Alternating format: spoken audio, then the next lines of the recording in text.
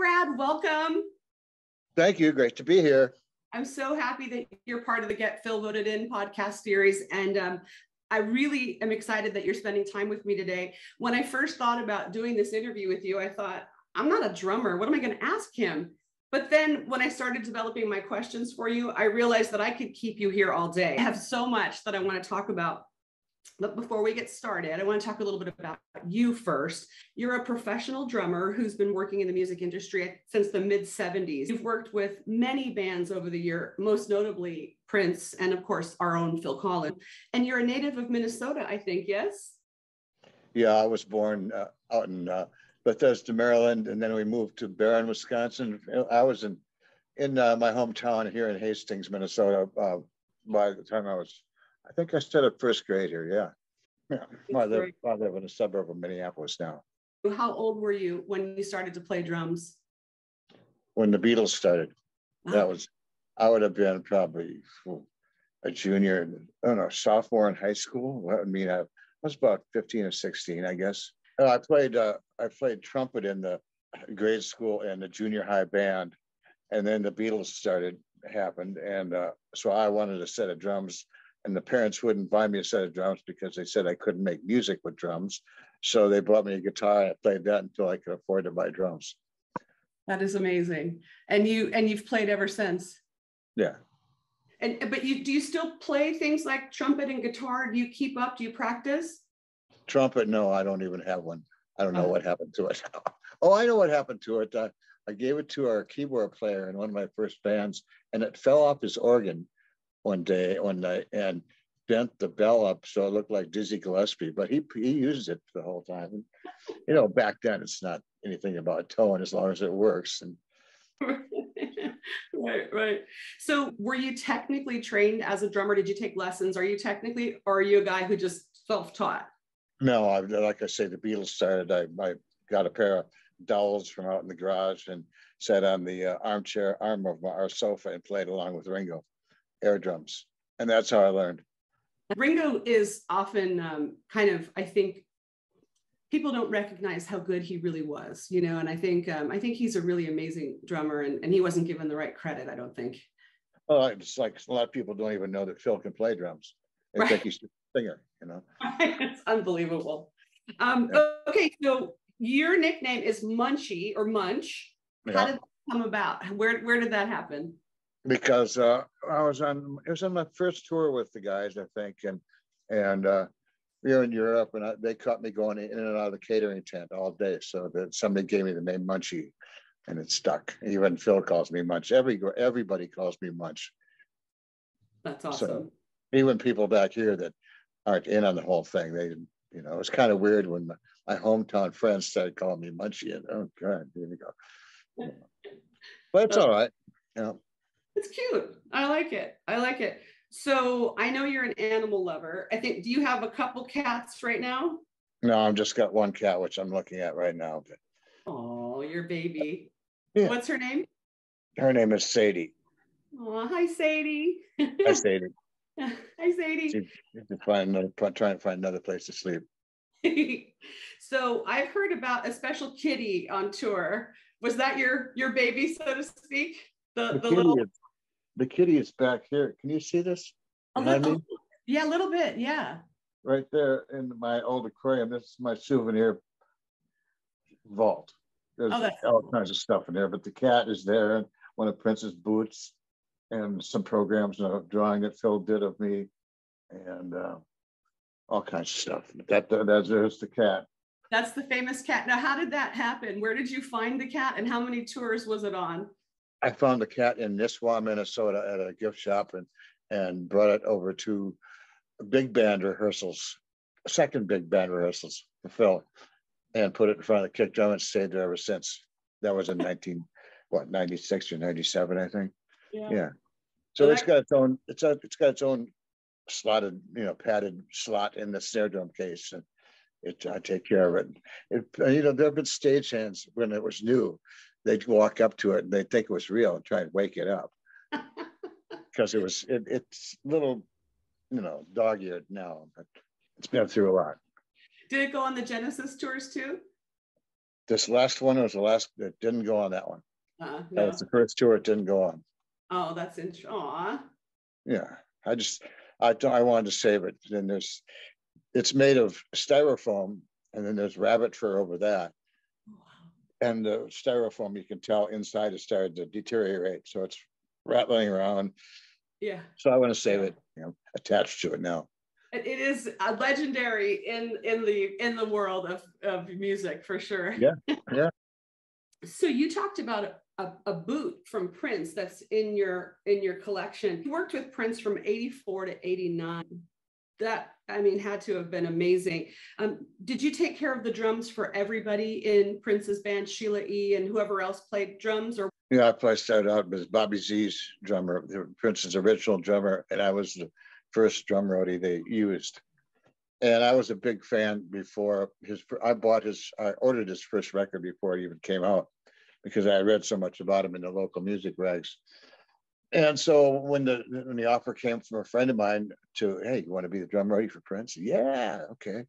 I jumped at that, and I had been playing in one of the better bands around town in the state, and but I immediately made a jump, twice as much making twice as much setting up drums. And I thought that was great, and so it's been good. I can't imagine. What was it like? Did you get to hang out with Prince? And Prince played drums himself. He's a real good drummer, yeah. Self-taught again. And I took care of Bobby Z, like I said, and then Sheila E. replaced him. And then for Michael Bland was who I was working with when I decided to make the move. Mm-hmm. Mm-hmm. And then I went out and did a year with the Sirius tour. And I came back, and I was the first drum roadie. I came back, and I was the first one to ever have been able to leave and then get hired back again. Because usually when you leave, you see it, That's with Prince, you mean? Yeah. Yeah. And I asked a few years later, I said on Facebook or something, I said, anybody know who's the drum tech for Prince? And they say, somebody said, doesn't everybody know better by now? Like, nobody wants to do it, because it's in like any position with Prince, it's a lot of pressure at times. And right. A lot of times you just want to, temperamental artist kind of thing. Well, yeah, there was a time also in that year, I think it was the year that after I did the year with Collins, I came back, and we were in rehearsal, and had been in rehearsal forever, it seemed. And then one Friday, Prince said, "That's it, you got the weekend off." And we all go, yeah. And we went down to our office, and then the office upstairs called and said, "Prince is going in the studio." And I got in my car, and I think I was on 2 wheels going out of Paisley Park. And I flew into Chanhassen, the village there, and to the local bowling alley bar, and slammed about 3 or 4 beers, and then got on the payphone in the bowling alley and called his manager.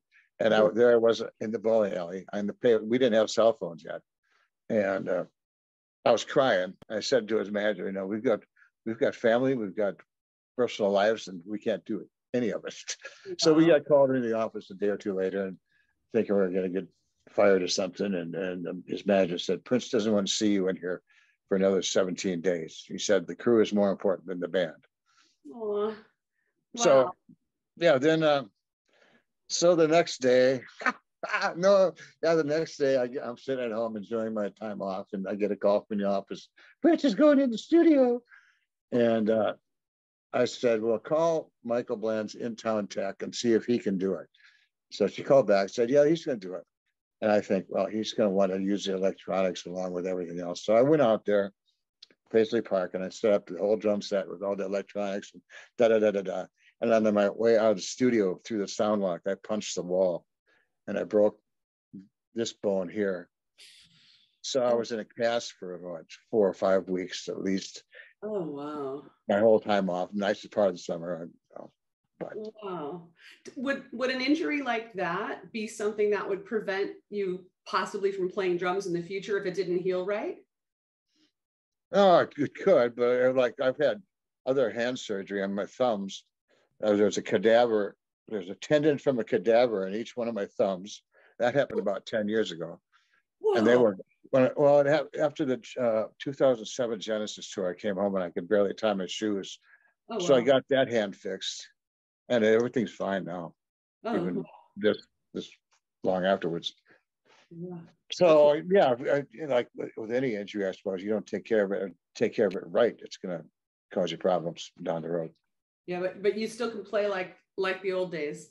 Oh yeah, and I had a knee replaced last January, and 4 weeks later I was on the road with Genesis, and one of my first concerns was, can I play the drums with that foot? And it's no problem. I just had to be careful of everything else, and they had a wheelchair waiting for me in each airport on the way over to Europe, and they got an assistant to help me in case I needed help lifting stuff, and yeah, they take care of us. Yeah. They've always taken care of us. They put us in nice hotels, and we get great. Our catering is the best restaurant in town every night. So not so much in the States. Over in Europe, we carry our own catering, and they're really good. They're really good. Do they travel with you, the same group of caterers then? Yeah. The one over there they do in Europe and otherwise, but in the States we use in-house catering, and it's like, I don't want to eat today. I think I'll have a bread sandwich here or something. So, Brad, I read somewhere that you actually performed on some Prince tracks. Is that true? I played tambourine on a song called America, which was on the Around the World in a Day album. And that started in rehearsal before Paisley Park. And we were still in a tire warehouse rehearsing. And he just threw me a tambourine when they were starting to rehearse the song. And I played it I was sitting behind the console with Susan Rogers, the engineer, and I played tambourine for, it must have been 20 minutes or half an hour. The song that they're just jamming on it. And it's on the record, it's only, 3 or 4 minutes long, but it's at that day. I'm glad he used it. And then there's another time I think it was on the Sign of the Times album or Love Sexy, that we were out at Sunset Sound and did the crew of like 4 of us on the crew, and his bodyguard. We were in the ISO booth, and he just had us make certain sounds on his cue or shout something. Yeah. And you can hear my whistle. My whistle is in a song called Housequake. That's the only thing I can really claim to. I did get a royalty. I think it was $112.07. Do you still get a royalty check? No, I haven't checked lately, but I should. I figure if that's how much I'm going to get after 20 years, I'm not really concerned about what could follow. I know you and I had talked a couple times before the interview, and you had mentioned that you're open to playing live and being in a band. What projects are you working on right now, either personally like that, or are there any gigs that No, I'm looking for a band. I've let a few people know, but the music scene, it's back in the 70s and 80s for that matter. Well, yeah, I mean, everybody was working 4 to 5 nights a week, every week. There were clubs everywhere, and now that's all gone. Yeah. So after the pandemic, and people would rather go watch something on their phone than go out and do this or that. Yeah. But it's starting to come back a little bit, and I've got my feelers out. And certain people know, and certain people don't, because I don't want to play with them. Are you gonna still drum tech at all? Are there any plans in the future for any tours or working with anybody? Not at this point. I've got to get my other knee fixed. Probably this fall. Got to get my other knee replaced. But I couldn't do another tour right now with that knee like it is. The knee that I had replaced last January is coming along really good. It's fine. But my other one is following the same route, pain. Yeah. So once you get that taken care of, if something comes along, we might see you. Well, I'm going to get it fixed this fall. Just in the wild chance that Phil or it'd be Genesis. I don't know who it'd be, if Phil or Genesis was out after the first of the year. I don't see it happening, and I've been told it ain't going to happen. But never say never. I mean, Well, that's what they said about Phil too. He was just going to go. His last solo tour was just going to be 4 weeks in England, and then he injured himself in the first week. So we completed that little run, and then we had to go back to Europe, which is just what we finished up now in March, and make up the 3 London dates. Yes. Yeah. So that's what anyway, that was just supposed to be a month, and it turned into 2.5 years and 97 shows in 4 continents. That was unbelievable. What's interesting about the London dates? They had to be rescheduled. And I don't know if this is actually true, but I had read somewhere that of course, we all know that first time Phil sang for Genesis he tells the story that it was in London, Ontario, in 1975, I think. And somebody did the research and said it was March 26th, 1975, that he first sang for Genesis.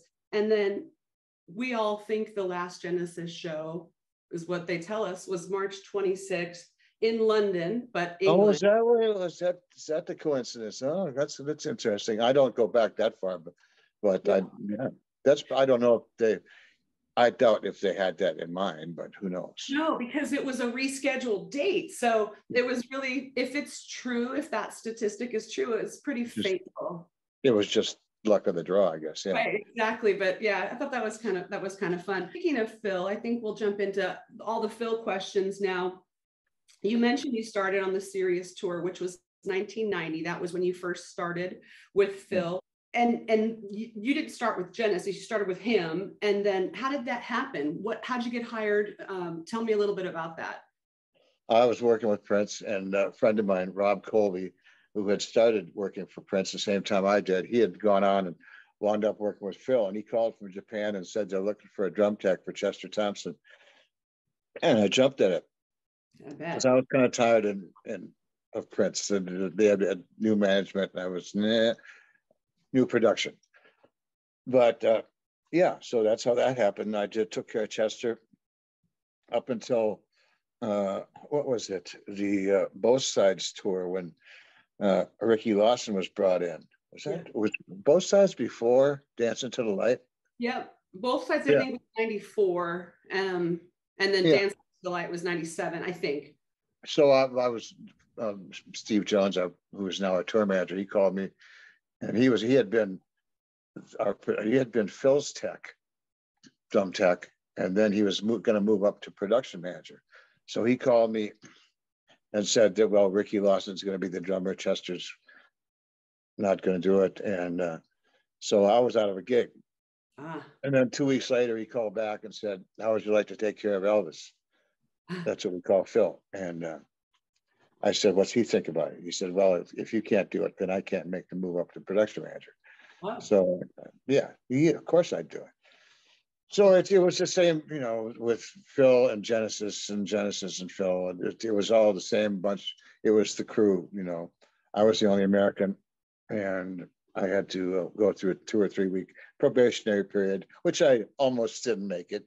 I don't know for what reason. Or what reason it was. They decided, he's going to work out. But we all got along great. And so I took care of Chester up until, what was it? Yeah, the Both Sides tour. So then, then Ricky was playing drums, and I was taking care of Phil. It turned out to be you had more of a longevity in terms of the career with Genesis and Phil, because Prince eventually stopped playing really and touring. So it was, I think, a good move, Brad. All right. Well, I don't, if you work for Prince, at least you're working full time, which can be good or bad, because we had beepers, and we couldn't do anything.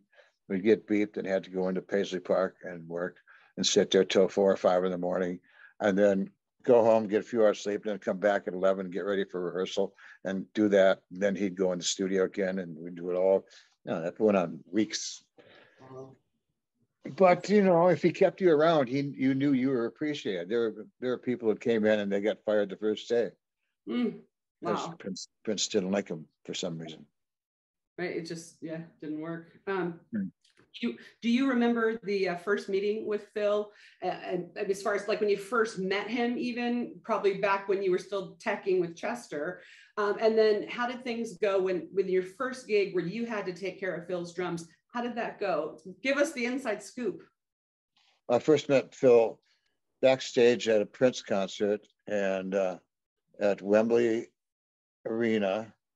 And I saw him coming backstage after the show. I said, "Oh, it's Phil Collins." So I grabbed a drum back there and started, fiddling around with it. I wasn't doing anything, and so he walked up and said, "So you take care of the drums, huh? Well, tell the band it was absolutely great." And da da da da. But that's the first time I met him, and then I went into rehearsal. I already knew Phil from taking care of Chester. So when it was my turn to tech for him, I showed up at rehearsal in Chiddingfold, and he just said, "Tune my drums."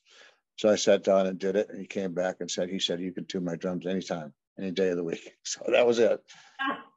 You passed. Yeah.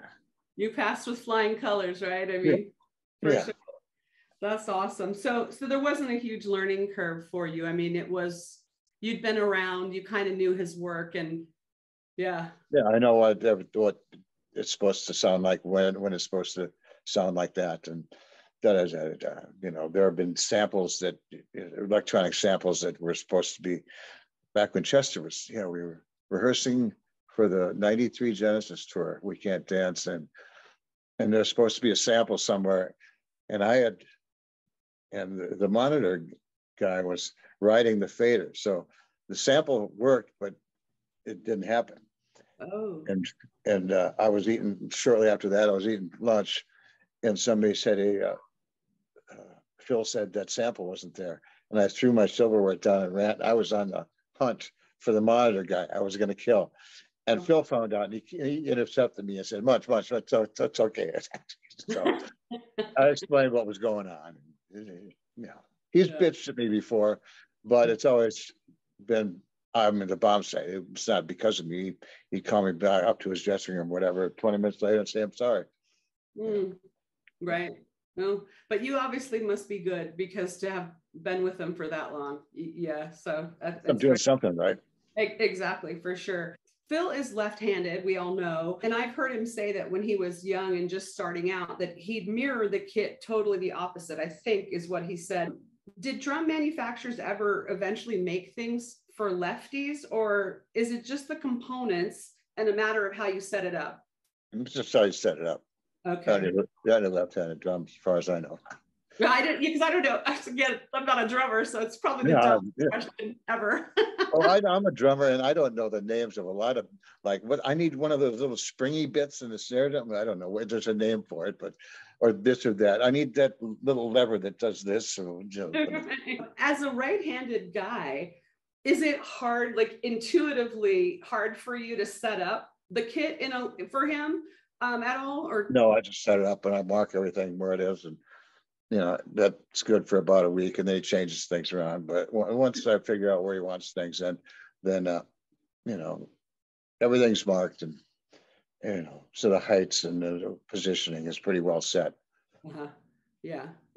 So speaking of height, I know the drumming, the seat height varies depending on the drummer. And I always thought that Chester looked like he sat really high and that Phil looks like he sat really low. Is that true? Are they? Well, Phil sits, well, Chester was almost standing up. when I was set up to his drums during the day, I'd have my own throne to sit on because I couldn't play the drums sitting how he did. And yeah, he was quite high, and Phil's not really low. Like I sit lower when I play drums, but he uses this little antique drum throne, which is probably why his back is screwed up. But he, so much of his drum set is old stuff. He wants, I usually want to know about new equipment, and so that's how that works. Yeah, I think it was an interview that he talked about the the thing that's for the kick drum is something they don't even make anymore, and that he uses that. Is that true? Yeah, it's a Speed King pedal. They make them, but they're made better now. But most people, when Speed Kings were kind of like passe back then. I don't want. But there's John Bonham from Led Zeppelin who used one also. Yeah, so the old school guys all use that old stuff. Yeah, he loves it. For as long as you've been with Phil, Brad, has he used the same brand of drums? He started using Premier drums, and then by the time I got in there, he had been using Gretsch drums, and that's what he still uses. Oh, Gretsch, And Chester? Chester used Sonar drums when I was with him. He used Ayot drums, and he was using, I think he uses Drum Workshop, DW drums now. Now, has Phil changed the number or type of drums that are in his setup over the years? Has that changed very much? No, not him. He used to have a lot more bells and whistles on his drum set before I showed up. But when I came in, it's just a basic kick, left-handed. Interesting. Yeah, so he didn't have any of the little sort of what do you call those, chimes and all that stuff that he had talked about when he was, just starting in Genesis? None of that. Yeah, he used to use that kind of stuff with Brand X's fusion group back in the day, but with Genesis and such, he doesn't use it. Maybe in the studio, but that's why we have a percussionist, which was Luis Conte, and then Richie Garcia, and we had another guy. When he first decided to use a percussionist, he brought someone in that, after the first couple songs, everybody in the room knew he wasn't going to work. And it was sad. And he found so on that tour, we said no. He said no to the percussionist, and he just wound up using a shaker himself, Phil. And then the next tour, we got Luis Conte, who's amazing. Yeah, Phil and Luis, great one-man band. Sure. I mean, yeah, absolutely. How about cymbals? Somebody wanted me to ask you. I asked people that I know that are sort of musician-y types, because I was like, I don't know what to ask. So what about cymbals? Did Phil use the same kind of cymbal throughout his career with you? Has he changed? Do those change in size? How many? That sort of thing? No, he's pretty much the same. He uses Sabian cymbals. And Chester also used Sabian when I was working with him. I think both of them Chester might have used Pisces cymbals early on, and Phil used Zildjian maybe early on, but that's what they're using when I joined up with Sabian. Now there was, Sabian. They had a VIP offering on the last Genesis tour, and if you got to go to the VIP thing, you got this little necklace, and it was made. I've got one somewhere. Yeah, this is it. So that one. So everybody who went to the dinner got one, but theirs wasn't made out of a cymbal that Phil played. But if you won the trivia contest, you got it. Is that one you have, one that he played? Oh, I don't know. The Carly, our wardrobe girl, gave me two of these in the last few weeks of the tour. So I don't know if that's cool. One or not. But it's one more little thing to hang up. Got one of those of the cymbals that he played, and he did. I have it on display at home, like it's super. Did you make a box for it and everything? A shadow box? Well, not yet, but I will. I'm gonna probably put it in with my tambourine that I got. Yeah, I got a drum head that they signed the last night of the tour, and I had that put in the shadow box, and I had no idea it was going to cost that much, but it looks nice. That's why, those framers charge an arm and a leg. But this was a special thing. That was signed by all the guys, and there was their last gig, and it's worth a lot to me. I heard you do an interview for the 2007 tour. I watched the When in Rome, I think is what it was. Oh, God. No, we'll get to that later, that part. This question's not about that, but that'll be fun. But you had mentioned that Phil uses concert toms, which are single-headed tom-toms. So are the rest of his drums double-headed, or does he use all single-headed drums? And how does that make a difference in how it sounds? he uses all kinds of tom-toms for his tom-toms. And the snare drum, of course, has two heads, and his bass drum has one head. Chester was the opposite. He had heads, top and bottom heads. And they're a bit harder to tune. And when you play the drums, the single-headed toms don't have the internal combustion or compression that the bounce back from the bottom head. So you have to work a bit harder. And why did he do that? Why would he do that? It was just his personal preference, or he liked how it sounded? Yeah, a lot of drummers back in the early days of him and Genesis were taking the bottom heads off their drums for volume and whatever else for the sound. They do sound a little bit, they do sound different. And the way he plays them sounds different than everybody. So you can have 10 drummers sit on the same drum set and they'll all sound different. Which is amazing. I mean, if you think about it, because it's whatever's inside of you that's making that. It's how you hit. It's how you approach the drum and hit it, and it's a whole combination of things.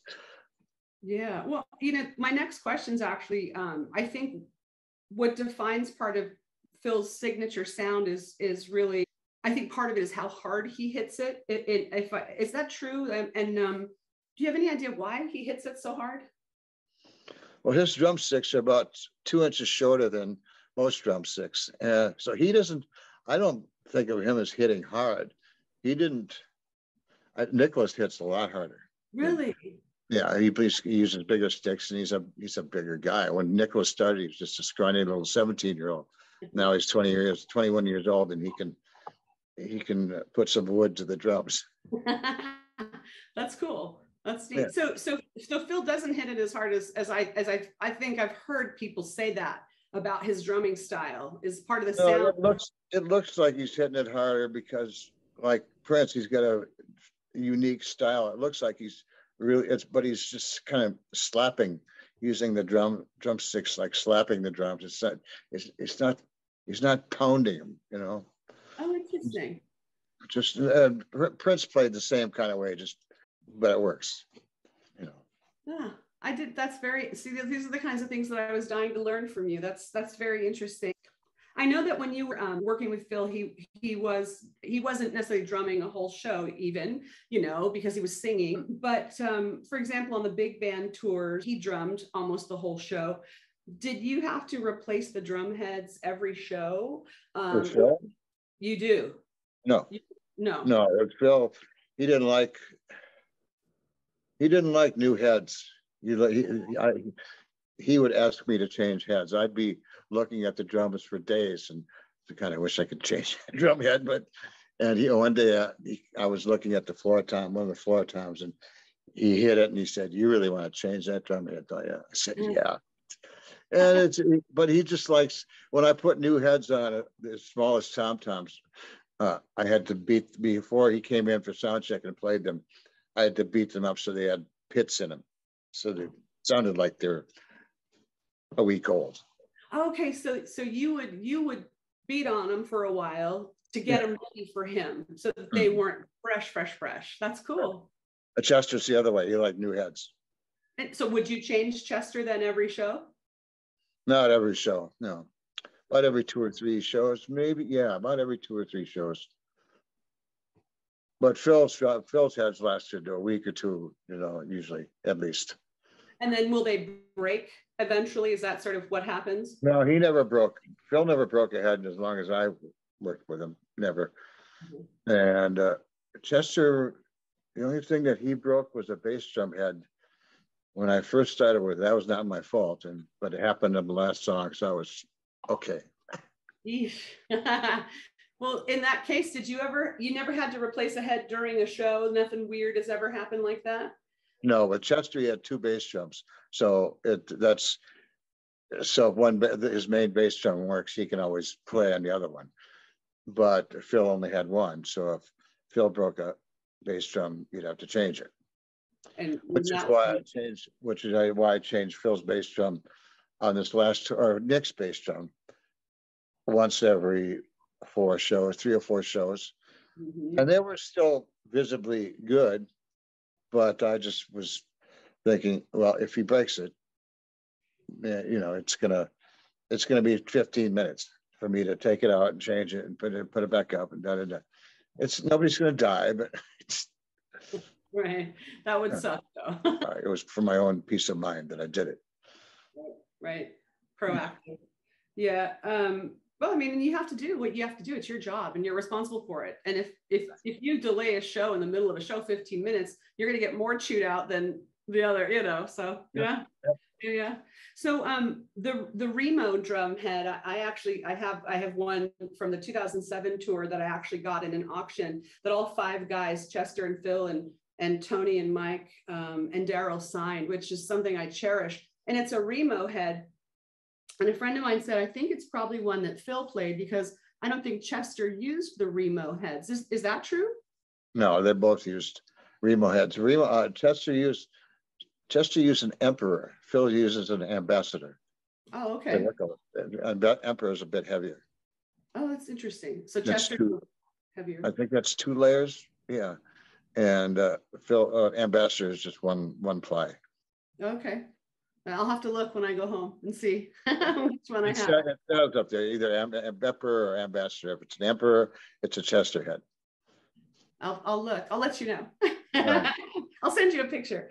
Back to, I thought Phil hit it really hard, but he doesn't necessarily. But was Phil hard on the sticks? I know having the shorter stick is, obviously, but do sticks break often when you're playing a live show? And does that happen? And you have to replace them? And how does that work? Phil would maybe go through one, maybe 2 sticks per show. And, if they got a little bit chewed up, I'd replace them. But Nicholas, on the other hand, he likes to use he'll play a drumstick to the point of it's going to break, and I'll look at it. It's just all chewed up in the middle. And I'll look back at me and smile. I was like, he hands all his broken sticks to me. And so. Do you save them? Some of them. Yeah, that's cool. And so why does Phil use a stick? I think his is 14 3/4 or something, 7/8. Why? I've heard that maybe it was when he was doing Brand X, but the shorter stick gave him a little more ability to get around the kit quicker. Well, again, he doesn't even hold a stick like a drummer is supposed to. He holds the stick way at the butt end of it, and I've got to wrap a strip of gaffer tape, it's the length of the stick, and then I wrap that around the butt end, so it's a little thing for him to hold on to. So he holds it right at the back end. I've noticed that, and it's almost like it's his wrist moves, and it's kind of very precarious. It looks to me like it could fly out because he's not super gripping it. That's true, right? I mean, no, I didn't know him to lose a stick. Chester. There was one night where he started he was going to do a drum roll, and he started the roll on the ride cymbal, and he dropped a stick, and it bounced off the floor tom, so flew up in the air, spun around a couple of times, came down and hit another floor tom, jumped up in the air again. He caught it and just kept, carried on. He looked back at me like, "Did you see that?" But Nicholas has broke more than his fair share of sticks. He breaks about 3 or 4 sticks a night. No kidding. Yeah, and he uses pretty beefy sticks too, so that's what I mean. He's not a little skinny kid anymore. Yeah, no, that's amazing. I actually own a show used drumstick, I think, and again, I'm going to send you a picture of it. The person was a tech in New York and said it was from '78. Back in the Genesis days, and it has that signature taping that you're talking about. It's like almost like a piece of rubber at the very back end of the stick, and then there's another little tape, and I didn't know if that was something that Phil sort of pioneered. And when you joined him, did you have to do those things for him, or did you? Well, when I joined, I was still not. I don't think I was the tech yet, but I suggested to Steve Jones, Pud. I said, why don't we, I think I brought it up to the stick company. Yeah. Why don't we route a channel in the end of the drumstick and put a little rubber washer over there so we can just, So that didn't happen until at least probably 93. Right. 94 that we started doing that. But then shortly after that was when Phil, well, when did he go dormant for a while? What years were that? You probably Probably, know.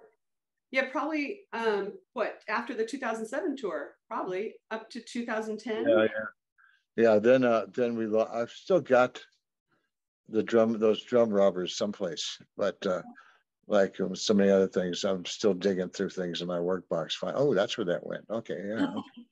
Yeah, yeah, that's cool. I'll send you a picture of that stick. But it was that stick is actually, it says percussion. It's like stamped, and the brand is percussion, and then it has Phil Collins stamped in there. So when did he? I don't know. Maybe it's not even real. Maybe I've got to send it to you. But when did he start using ProMark sticks? I was using him when I started back in '90. Uh-huh.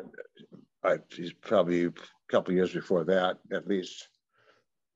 And he's used the same size throughout my time with him. I did figure out that he liked the heavier ones, so ProMark was just sending me the heavy version of those sticks, and that worked. That was great. And then we quit. He went dormant, like I say, for a few years, and then Nicholas started. Then we started doing these one-offs with, Nicholas playing drums. And Yeah. When you worked with ProMark, could you venture a guess, or do you know how many different Phil Collins sticks they produce? Because I think they probably do it to market and sell them, because the collector. yeah, I don't know that. Back when we started when we started we had rehearsals for Genesis in New York in 2020 for 3 weeks, just to see if Nicholas was going to work out. And then Phil didn't want to tour that summer, so we were going to have January for 8 months off before Genesis was going to go out. And then the pandemic hit. Yeah. Well, I had planned to go home and start playing again, but anyway, everything like sticks and everything else was held up because of the pandemic. Supply chain was all screwed up. So I'd order 100 to 200 pair of sticks, and I'd have them at the latest 2 weeks later. And now it was 6 months or 8 months. I'd have to order it. Wow. Yeah. Wow. We went through a lot with the sticks because things have changed with the supply chain with new company. This company bought that company, and it's not like it used to be. Right. It's so true. I mean, it's so weird too. This is probably the second dumbest question. I asked a really dumb question earlier, but I see Phil with the sweatbands, and I actually see you with the sweatbands. And obviously, they're probably just to keep the sweat from going on your hands when you're playing, and not a fashion statement. Is there any other reason for them? Do they serve another purpose? No, I wear batting gloves when I set the kit up and take it down, just to keep the fingerprints off everything. And the sweatbands, just like you say, to keep the sweat off. But everything's so I don't have the less I have to polish things, the better. So I wear gloves and sweatbands, so I'm not putting my sweaty arms and hands all over everything. Right. And Phil uses it for sweat too. Yeah. But they look cool too. You guys always look really cool. Speaking of sweat on your hands, in an interview, Phil talks about having to have your hands tour ready, where you endure really painful, bloody blisters that heal and break over and over. Have you gone through that yourself? And have you seen Phil's hands go through it when you guys start on a new tour? And how bad is it? Not my hands. I don't have a problem with. I did have a problem with my back when I was starting to play again, because I didn't play in a band all the time. I was with Prince. And then after the Genesis tour in '93, I got a new kit and started playing again. And I was using the wrong drum throne, and my back would just ache. And it was just too hard for me. So I got another one, and everything's fine now. I'm just old now. You don't look old. Did you ever see Phil go through that with the blood blisters? And was it gross and horrible? Or no, when he did get a hand problem like that, he used what they call steri strips. So waterproof bandage. Back then you could get him through the hospital or whatever. And but that was just if he had a problem. After, like you say, we get used to it and you don't need them. Right. Yeah, the hands callous up, Are your hands calloused right now, or no? No. No. But if you were in a band and you guys were gigging around, they would be? No, my hands don't get calloused, really.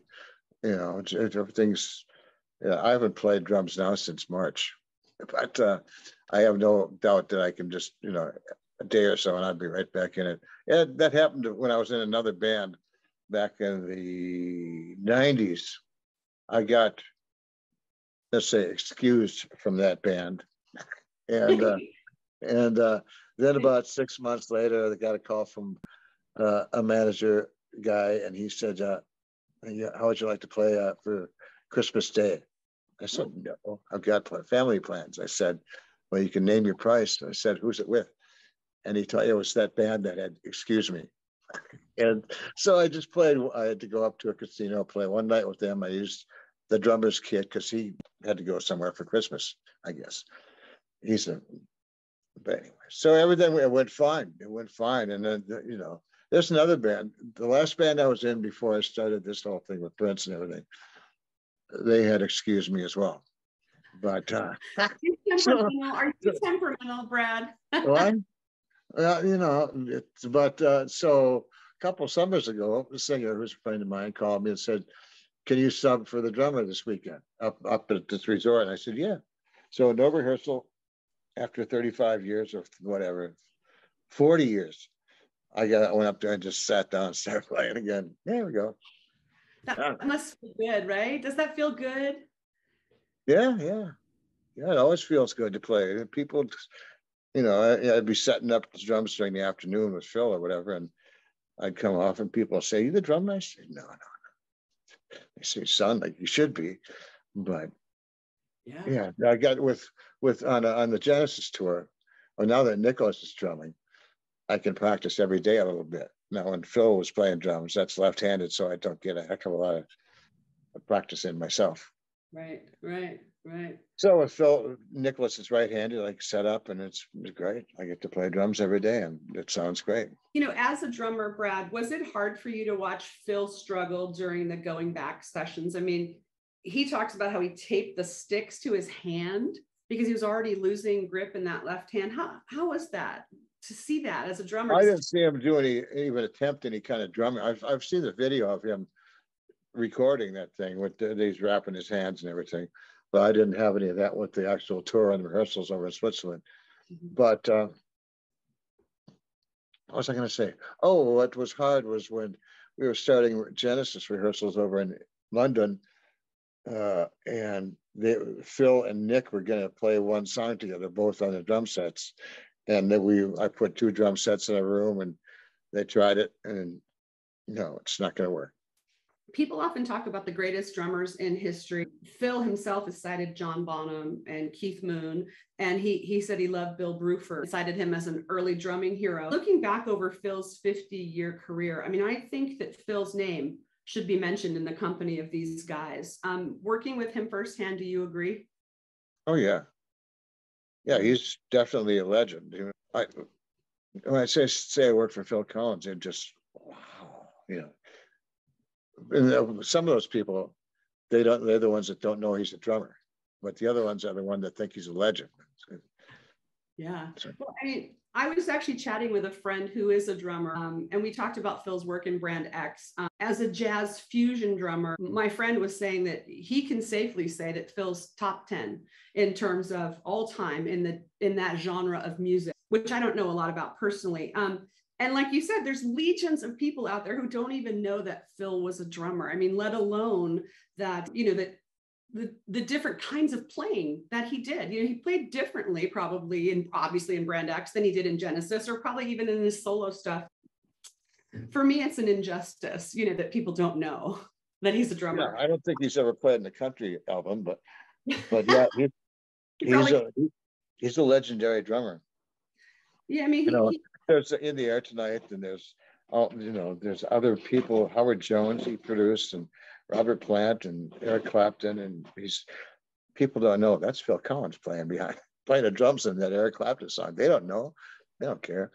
you know? It's nutty. I actually did a little story recently about the Howard Jones thing, where that song "No One Ever Is to Blame" was actually on a Howard Jones record that didn't really go anywhere, that song, and he asked Phil to punch it up for him. Phil came in, and I think Hugh Padgham was with him, and the song became a monster hit. I mean, anything Phil touches, you know, he just has that power to make something really. Yeah, certainly did put the punches in that song. It's great. The drumming, it's not blazing fast, which I don't like anyway. It's just the groove, and he's playing it hard and heavy, and it's great. It really, I mean, it made a huge difference if you listen to the two versions. And Phil probably came up with the drum machine intro. You know, that's probably Phil programming that thing too. That's unbelievable. It's so cool. It's amazing how his mind must work. Do you think other musicians respect Phil's drumming? And does it matter that the general public maybe doesn't get it, that they just don't know how great he is?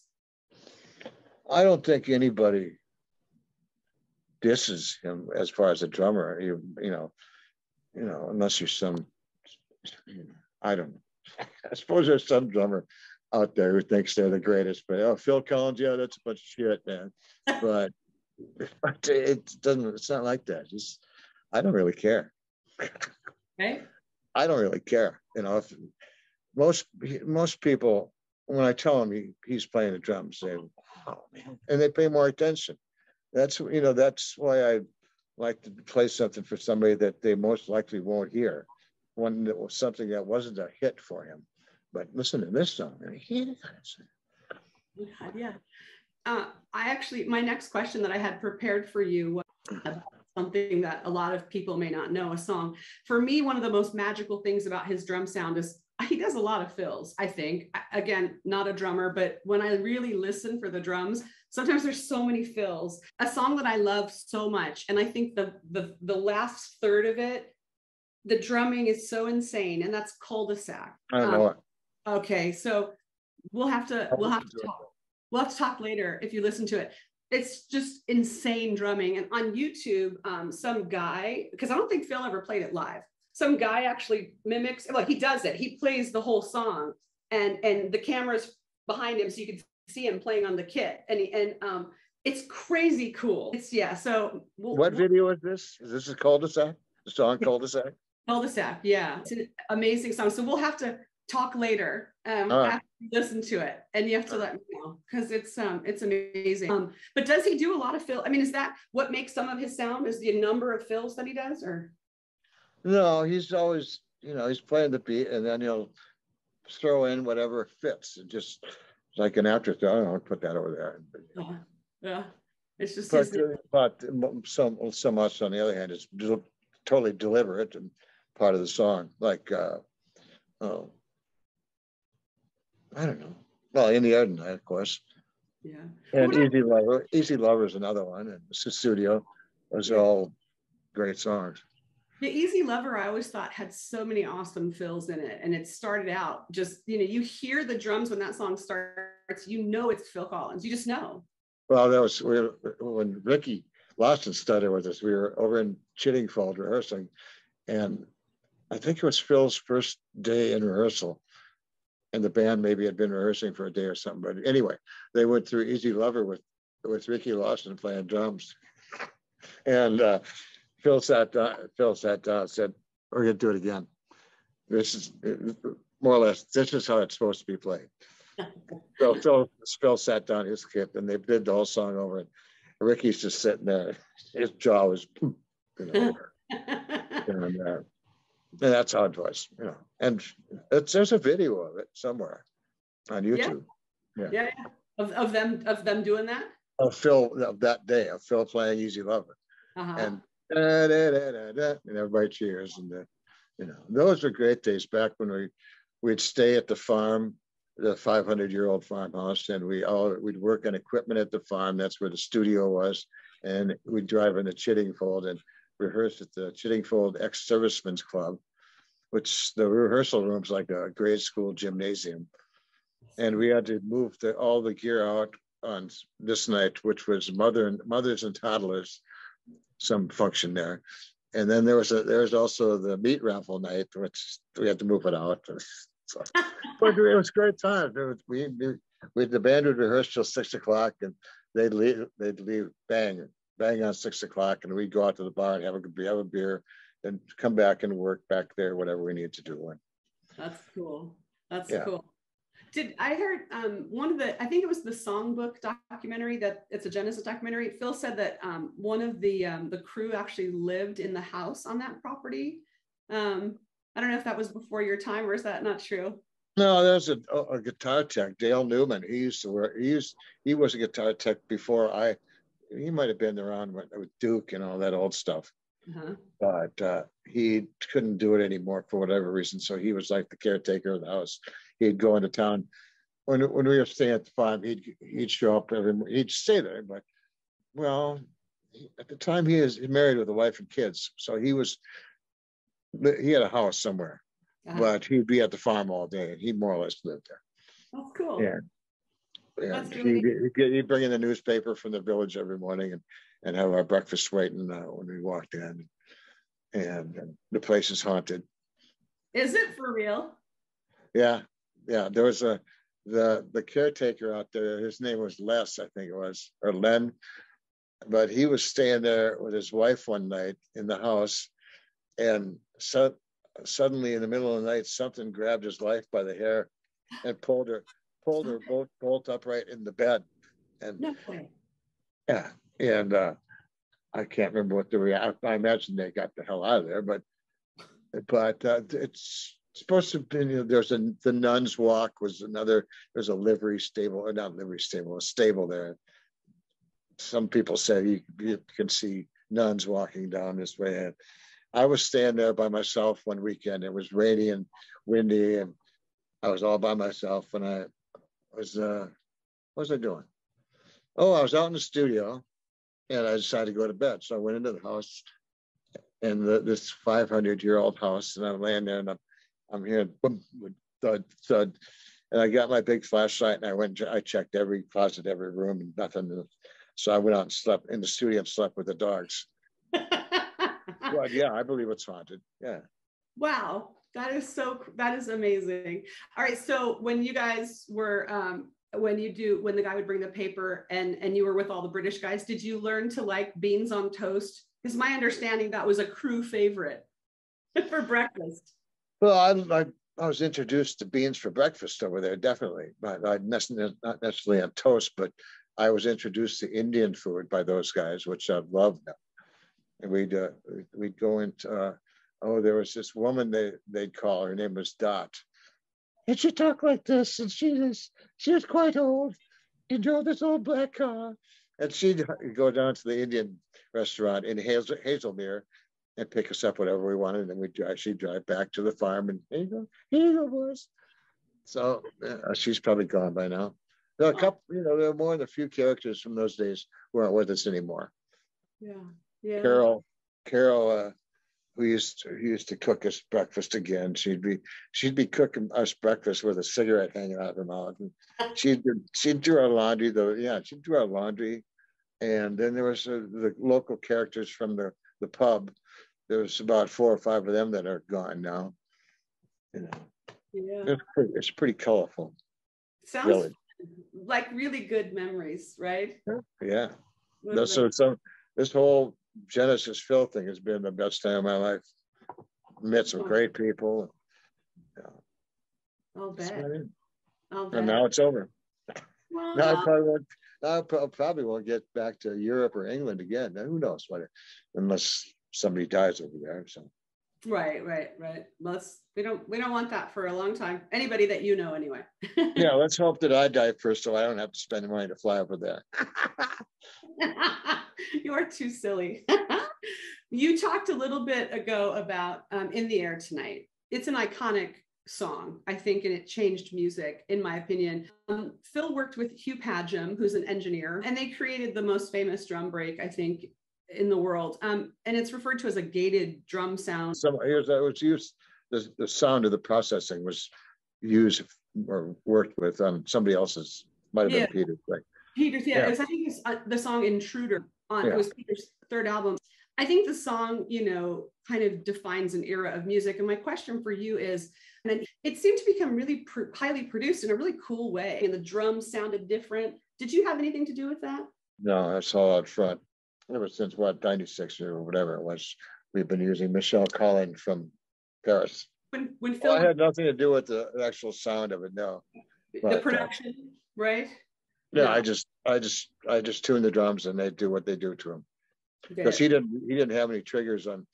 Phil didn't have any triggers on. The only song that Phil played drum triggers on was what's the name of it?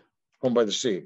Oh, well, that's interesting. He could, they used drum triggers on Invisible Touch and quite a few songs, but not overbearingly so, just to augment the acoustic sounds.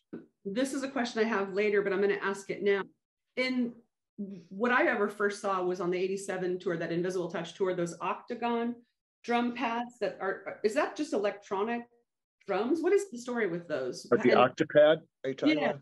Yeah. Oh, that's just that you can trigger sounds from another sound source via MIDI, or it's also got its own bank of internal sounds, percussion sounds, drum sounds. And now they have, another company has a version of that.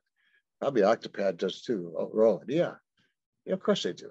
But you can load your own sounds into that unit. So I saw Phil part or whatever. I saw him playing it on the song called "The Brazilian," and I just didn't know what the difference. Why would he use that versus the regular kit? It's just producing a different kind of sound that he wanted. Yeah, you can't get certain sounds out of just a drum set unless you do trigger something else or augment it or whatever. So yeah, they use some of the samples they use on these songs. They're blended with the actual live drum sounds when we play live. Oh, so maybe the Brazilian, that was the case there. He was using octapads, and there was some. Yeah, I'm not familiar with the song, but I'd have to hear it to realize what he was doing. Yeah. You saw him playing it? It's during the Wembley show that they filmed, and it's an all instrumental song, Genesis song, and we'll have to. Okay, so we have so much follow up, you and I. We'll talk about the drum triggers. Ricky had triggers on his clothing. I always thought that was so strange. I didn't quite understand. It was just part of, what was it, the visual effect of him playing that way? Like, why? What was that? I guess they wanted to start the night off with the drum solo, and Phil was pushed out. He opened it up with what we called the junk kit, the trash kit, right? Which was little tiny drums, actual drums, but they had what looked like a pile of trash surrounding them. Yeah, and he never. I don't think. No, Phil didn't use triggers on them. Any weirdness or difference in what the drums sound like and what the audience heard was funhouse. But the only thing I came up with that drum set was, I was the one who suggested we use rubber pigeon decoys to hide the microphones. Oh, cool. Yeah, that's we didn't. They wound up putting the microphones inside the drums, but we still kept the pigeons. That's cool. That's really neat. I love that. Yeah, that was it. Brad was talking about how his keyboard rig was completely it looked like trash cans, and I'm not sure he was particularly fond of it. Yeah, it's that same tour, and his keyboards had the look of they had a facade or fascia to look like a piece of driftwood or something. Yeah. Right. Yeah. That was interesting. There was one night on that tour, and I think we were in Puerto Rico. We had gotten into the place really late because of a customs screw up in Santiago, Chile or something. So the show didn't start till 11 o'clock at night. And there's already a couple of people who had dropped from sunstroke during the day. Jesus. And I was sitting behind the facade, behind Brad Cole. It was me and Justin Kruer, keyboard tech. And I was sitting there watching Phil. He's out there doing this or that. And I just got that taste in my mouth. I had to throw up. So I just threw up right there on the floor. I took a stage towel and wiped it up while I'm watching Phil. and that's it. Hell or high water. The show goes on. Unbelievable. Oh my God. Yeah. Oh, we've all had injury. I'm famous for getting injured in some way on every tour. That's your claim to fame? Pretty much. And on that 2007 tour, we were in someplace, and I can't remember where, but I did like three horizontal flips as I was falling off the drum riser, and I landed flat on my back, and right away there were about 8 or 10 people right over it. Don't move. And I just held my head up. And I'm all right. So I did the show, got back, and we went to the bus and carried on. The next morning I woke up and I couldn't move. Oh, And by the time I walked into the venue, the stadium, I was crying because it hurt so bad. oh. And I went to the doctor, and he said, well, if you would have gone this way or that way with this injury, you'd be dead. But he gave me some pain drops, and it was in German, so I couldn't read them. All I saw was 12. So I think you're supposed to take 12 over the course of a day or something, or with water. So I just did 12 drops in my mouth. And I didn't feel any pain for about a week after that. Could you talk? Yeah, as far as I know. My God, that's crazy. I love it. So standout memories for me on live tours, the 2004 show that opened with that epic long drum solo from Phil was a thrill. I'm so grateful that I got to see that show and see Phil drum when he was still, able to really do it. And then on the Not Dead Yet tour, I thought it was so cool when Luis and Nick came out front and they were drumming with Phil using his hands on that. I think that was Richie. Richie Garcia came in. He was the one who didn't. I don't think Luis did it. Did he? I don't know for sure. So I'd go with what you're saying. When Richie came in to take over for Luis for whatever reason, he was the one who said, "Let's take the cajones down here. We'll do this." And okay, well, okay. So I'm pretty sure. I don't think we did that with Luis. Luis just stayed up behind his kit and play percussion. So it was Richie. Okay, thank you for telling me that. So, but I thought it was neat, Brad, to see Phil still flexing that rhythm muscle, that was in him from when he was 3. Well, just trying to get him to play something. He could tell that he was missing playing because he'd sit and watch Nick intently while he was playing. Right. Yeah. So what was the name of the piece of equipment that he was playing at that time? They were all playing cajones. Phil was playing some abbreviated laptop version of a cajon. It's just a wooden, beatbox, if you will. Yeah, it was. I thought they were jamming. I thought it was really pretty cool. Oh, they had it all worked out. So we'll do this and we'll do that. You do this for a while, then I'll do this for a while. Then we'll all do this and that. They've got to figure out the ending for it. Otherwise, it's just confusion. Yeah, but it was neat. I was happy to see Phil out doing it. Yeah. Do you have a favorite piece of Phil's drumming? A favorite thing that you think, wow, that's amazing, his work on? Or I like a song called "I Don't Want to Know." I think that's "I Don't Want to Know." Daryl wrote it.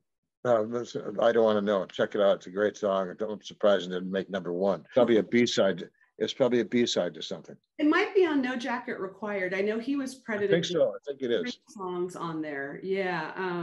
I Don't Want to Know. Well, but so you love that. You love the drumming in that. Yeah, it's just a great pop song. It's the drumming's on all this stuff. It's Phil. There's nothing else. I can't think of anything in particular that stands out that I like. Yeah. I wouldn't have started working for him if I wasn't a fan. Same with Prince. And right. I worked for about 8 months with George Benson too, and it was all right. Yeah. Then I came back and we did the Purple Rain tour. Holy cow! Yeah.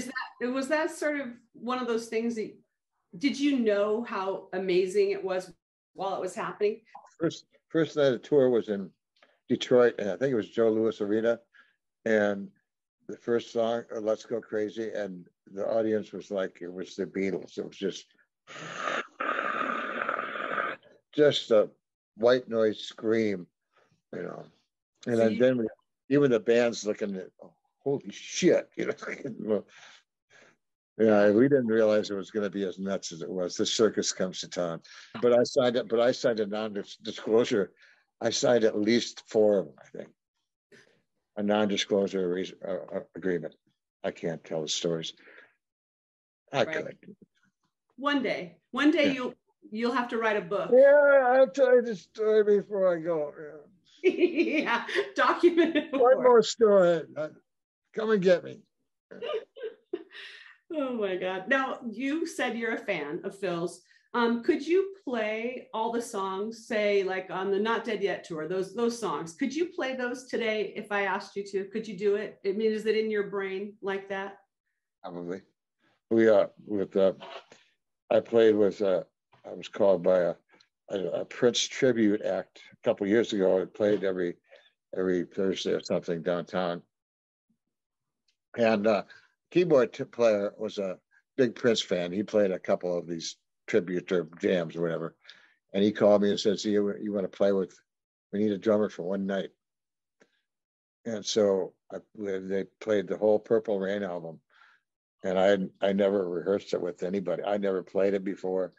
And they did the whole album with the segues and everything in between songs, which I didn't know they could do. I thought they just, so I learned quickly. No, okay, are we doing that? Okay. But I played the whole album, note for note, and I'd never done it before, and it was great. Wow. And like Phil, it all goes in here. And there's, yeah, I could play the song, play the set. Did you ever have to live? Did Ricky or Chester ever have an injury or were they ill where you had to pinch hit ever live? No, with Prince, I had to pinch hit, jump in because Sheila E. injured her shoulder some way, and Prince wanted to teach the band some segue at soundcheck that day.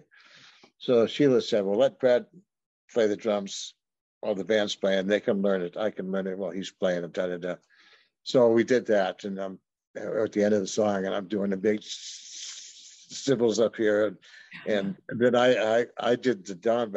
I tried to end it like a normal drummer would, and nobody stopped, and until Prince stopped. He said, Brad, when you get your own band, you can stop the song." So, in your many years with Phil, what's the craziest thing you ever saw a fan maybe do or ask for, or that kind of thing, if you can think of it? It's in one of his videos, Studio from Live and Loose in Paris. He's down on the floor, shaking hands, and the crowd singing and such, and somebody tries to steal his ring. I can see them grab his ring, and he pulls it. He sensed it and pulls it away. But his wedding ring? What? His wedding ring? Yeah. Whatever ring's on the left hand over here is the guy was definitely after the ring. He grabbed it and was going like that and Phil. That is horrible. Wow. Yeah, the studio on the Live and Loose in Paris at the end of the song. You'll see it. Who would do? I know. I don't know what else have I seen him do. I don't know. I can't think of anything right now. Oh man. That's too weird. Yeah, I was asking Brad, and I figured, What did Brad say? Well, he said that it was pretty tame. That by the time he joined in 1990 as well, I expected he would say, "Oh, there's all sorts of girls that would flash," or something. Back in the 90s, it was different. Now it's mainly more mature folks coming to see. Yeah, like us, you and me. Look, Genesis. There's all these 65, 70-year-old people out there playing their air guitars and air drums. They're these old folks. It was funny. I'm one of them, Me too. I'm kind of sad that now this is over. Not only will we not see the band anymore, but it's all the people surrounding the band, their families and their daughters. Jolie and what's the other one? Lily and Simon. What? And Lily and Simon. Yeah, Jolie and Lily and Simon, and we never saw Simon much, but Nicholas and the family, the wives and the promoters and the bus drivers. It's all over for me now, as far as I know.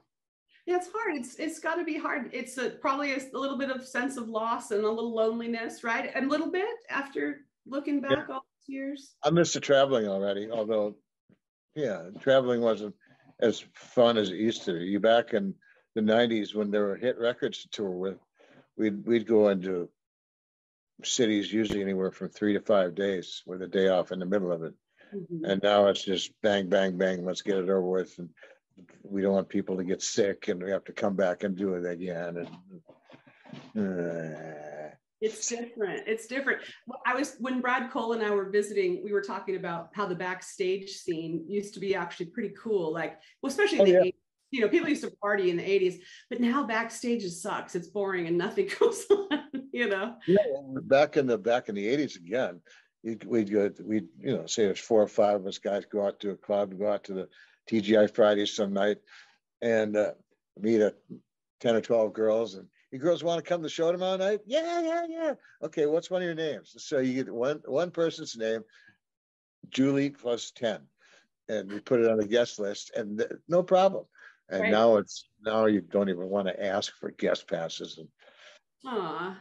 because we're supposed to be in a bubble. And in fact, in Madison Square Garden, we lost one of our guitar techs. He had to stay behind. Luckily, I didn't get sick. I knock on wood. I said I owe it all to chocolate milk, cigarettes, and tequila. That's the trick.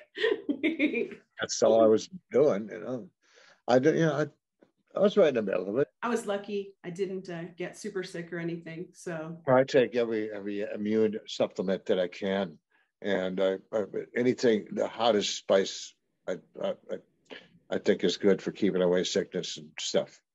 yeah. You eat some wasabi or some, you know, habanero pepper or, you know. Did you ever eat at the restaurant in Indianapolis that Peyton Manning is famous for, that being his favorite restaurant? That you go there and they give you the shrimp cocktail with fresh horseradish. Have you ever had that? Mm-mm. Oh, if you ever go, you got to go to Indianapolis. Go to the Indy 500 or something. I can't think of the name of the restaurant, but it's those where you eat it and your whole sinuses just go on fire. If you ever go to Monaco, go to a place called Latage. I just checked it the other day. It's still there. It's the hottest restaurant I've ever eaten at. 3 of us went there on the Genesis tour. Yeah, it was Genesis tour. We were playing in Nice. And we all ordered the same thing, I think. Something, Vindaloo. And after 2 or 3 bites, our lips were trembling. We were sweating. And the fan overhead was going. And the window was open. The air conditioning was on. We were dumping the sugar into our hand. All of us were only able to eat maybe 5 spoonfuls of the stuff. And that's the hottest I've ever had. And the second hottest I've ever had was at a place down the road in Nice when I was there with Prince. And I said, make it like fire. So they had delivered my meal and the wait staff was standing over in the side of the room, just waiting for me to melt, you know. Could you eat it? Yeah. You did. That's awesome. Yeah. What type of cuisine was it? Like Indian food? Yeah, Indian food. The crew and the band and Phil and everybody, did you guys eat together? Was that kind of a thing? You know, with Genesis, well, I guess with Phil's band too, the band would get their meals in their dressing rooms. Uh-huh. Unless they wanted to come down and sit with us, which Phil's band was more likely to do than anybody. But you know, they usually eat, and we just eat whenever we have time. Yeah, right. Because you guys are going like. Well, with Genesis, when I've only got 1 drum set, I usually have time for dinner. But on Phil's solo tour, where I got to set up 2 drum sets and the percussion and this and that.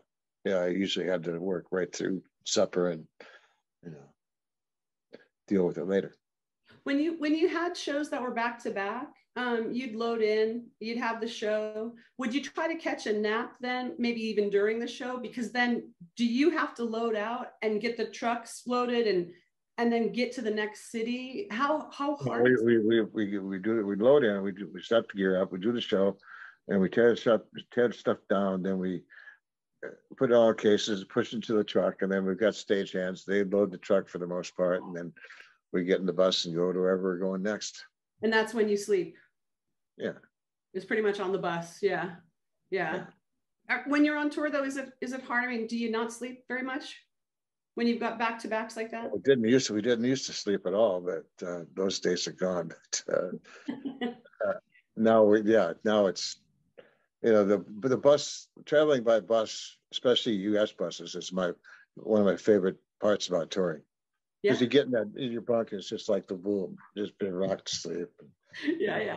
Those little things that like the bunks, and they have the curtains. Those. Yeah, the bunks, and most of them nowadays have your own air conditioning and maybe a video player in there too. Oh wow! And yeah, I'm quite comfortable on the bunks. It shared a video of you guys all on the plane. One of the planes on one of the Phil tours, and the planes look deluxe. How is it to travel like that? That's pretty cool, right? I just rode on one or two of a few of their private planes. Yeah, they're nice planes, definitely. On the both sides tour, when we did the far side, which started in South Africa, and I think we flew to Hong Kong on that flight, but that was where we picked up our personal private plane, which was an old 707, one with the 4 engines inside. All the seats were leather seats, and you got on the plane on the runway, and I'd like a glass of Bailey's, please. So they give you a tumbler of Bailey's about that big, and you'd be drinking and smoking on the, it's our plane. Get on. That's awesome. Yeah. That's so fun. Fun. I see behind you, Brad, I see a couple cool things so I want to ask you about, but what do you have like a bunch of old drumsticks? Do you have a bunch of old tambourines? And do you keep those things because they're special mementos, you remember them, or do you not keep that kind of stuff? Oh, I've got several tambourines that are signed by Phil for this tour, that tour, and some little notes that he's written to me or everybody. Mm-hmm. And I've got gold and platinum records from Phil. From Phil and from Prince. Uh-huh. And what else do I have? Just dumb stuff. But you keep it, Brad Cole said. Yeah, it's getting to the point now. Like I told you before, that my place is such a mess right now because it's all come home. Everything is, I finally have to deal with it all. Right. So I'm wondering, well, I can throw this away, I guess, because I'm not going to get grandkids to show it to her, something like that, Yeah, no, don't throw it away. It's all special. So those passes, I know you said you've got a whole bunch of more, but I see I see a pass from, what tour is that?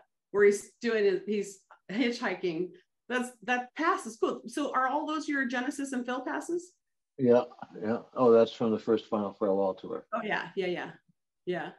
Those are neat. Those are amazing. Let me get a tambourine. It's right in the room. I'll show you how I used to play it. Okay.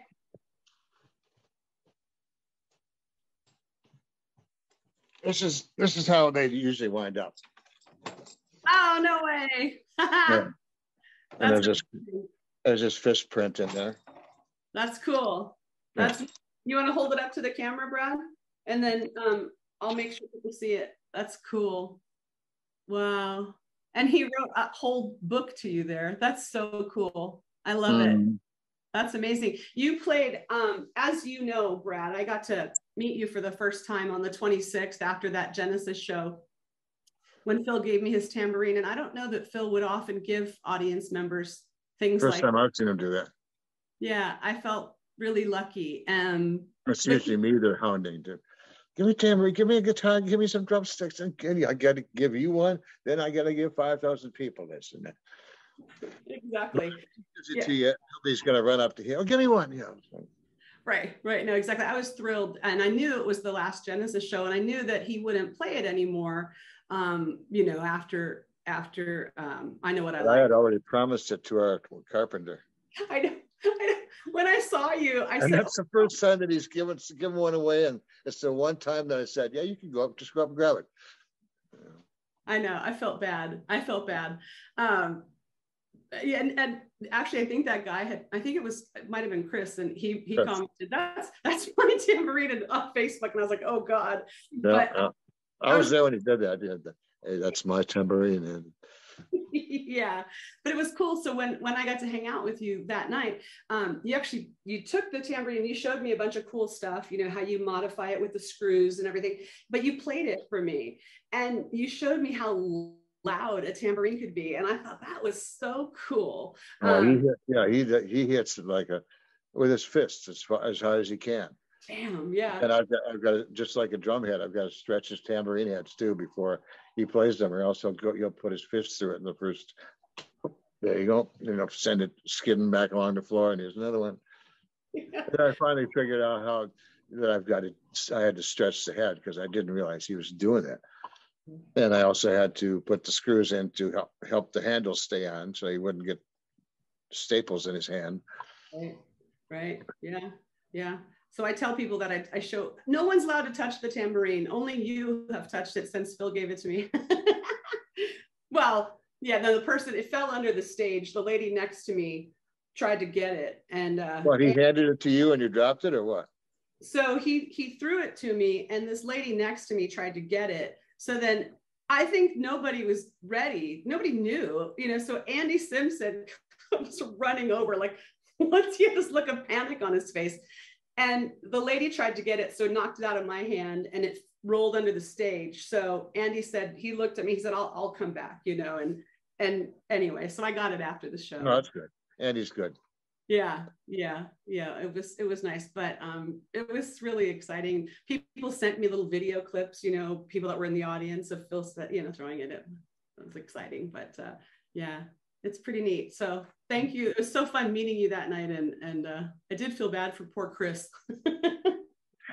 Yeah, it was just coincidence that, like I say, just first time I said to somebody, yeah, just go up and grab it, we're done. And Phil gave it away. Phil doesn't usually do that. He never gives drumsticks away or anything like that. No. So yeah, I was on cloud nine for about 4 months, I think. I still am a little bit. It's really. Did you have it framed? Oh yeah, I definitely will. I don't expect that I'll have a chance. I'd love to have Phil sign it one day, but I probably won't have that chance. But yeah, well, we should probably get another tambourine signed for Chris Organ too, if we get that chance. That's right. Chris is out with Lady Gaga now. Oh, is he really? Yeah. He's with Lady Gaga? Is that what you said? Yeah, he's worked for her, I think, since she first started touring. Wow. I think he's the production manager or stage, but I can't remember what he is. Wow, that's pretty cool. She's amazing. Brad, I wanted to ask you a couple more things before we finish up. I've heard that Phil's a really good gift giver, or Phil and Tony, the company, they're good gift givers to you guys after the tours. And I've heard about some cool things like a beautiful music box. Did you receive something that you felt was really special, that you really liked? Yeah, that music box, it's very beautiful. Nice little wooden box that plays whatever. And that was nice. That was very nice. And Phil, like, I'm just looking at a little note that Phil sent to me, because on one tour we had worked our butt off the night before, and I think he overheard me bitching about something. So he sent me a note and apologized for it. Aw, and you still have that? Yeah. Yeah. I got little stuff like that. I got a Prince pass from my first Prince tour, Controversy.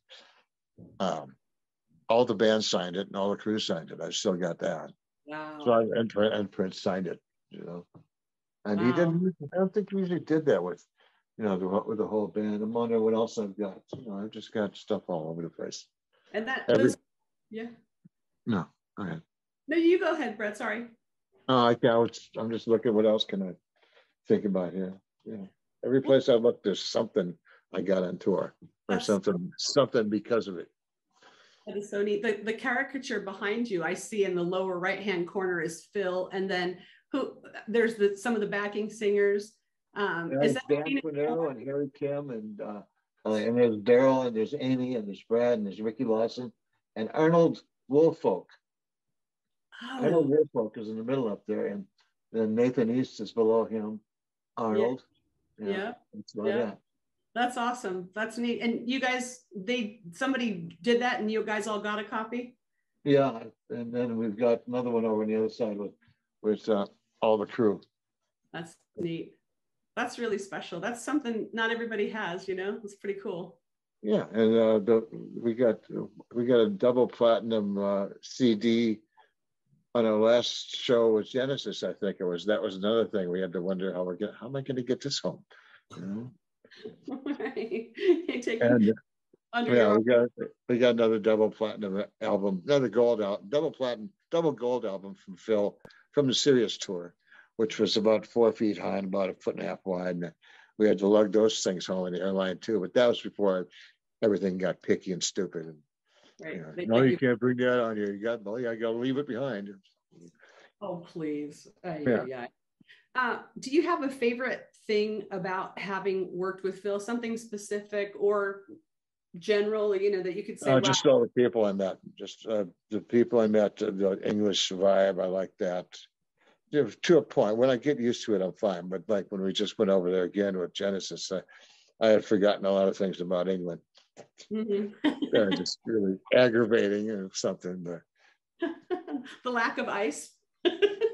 Well, no, that doesn't. We usually have enough ice. I can't think. Then they've got plenty of Mexican restaurants over there now. They didn't used to have those. Yeah. And no, I like it over there. And I miss the old staying in the farm and rehearsing in Chiddingfold days. Those are great. Yeah. Gary Brooker came by studio one day when we were working there with a jar of pickled eggs that he had made. And David Crosby came through. He was staying there for a while, and we were rehearsing. I talked to him one night. And, you know, did you weren't with Phil when he toured with like Clapton or Plant? That was prior to you joining, so you didn't get to do, but you did do, you know, the Little Dream shows. You did, you know, when Nick came. Did you do anything else like that? Any special events, for example, like the Jubilee when Phil did that? He was the band leader, I think, in 2002. I didn't do that. We were doing another gig in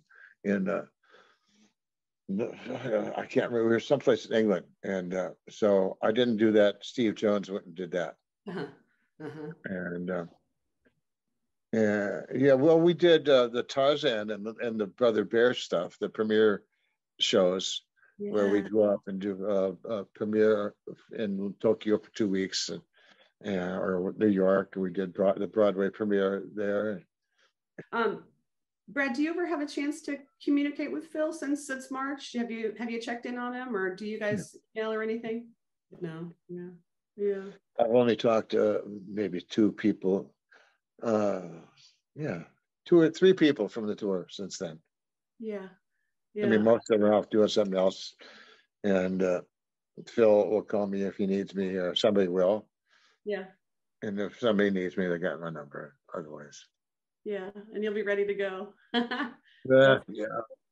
That's cool. It's probably kept me alive and healthy as much as it has been, you know. Yeah, because you do look younger than you are. I actually know, you and I talked about how old you are. I don't know if you share it publicly, but you look a lot younger. And I wonder if it's because you did a job that you loved for so many years, and you know. Well, yeah, and all the beer I drank and all the other things I've consumed. You know, but it's not. If you have a smile on your face, you're going to be healthy. And I had a smile on my face for 30 years. Yeah, you did. You still do. Well, there are times, and everybody will say, "Well, you don't smile all the time." You know? Yeah.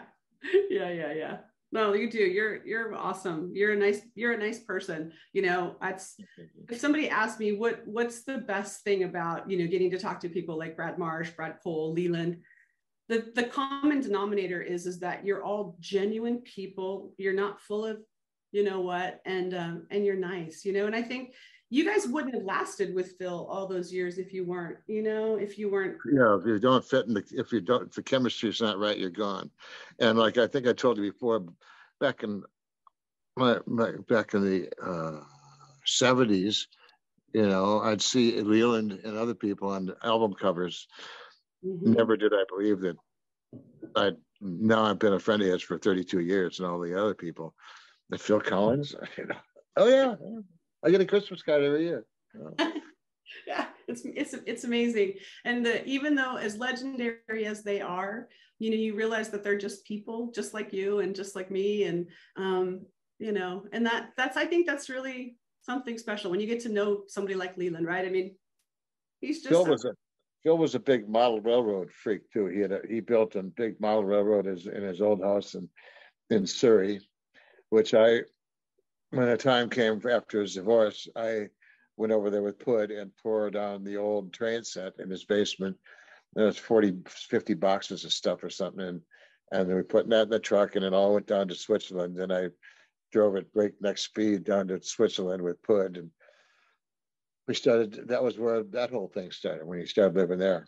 And wow. And did you have to put the trains then? He built a whole new thing, but he had, they just delivered the boxes to someplace and then maybe to his house.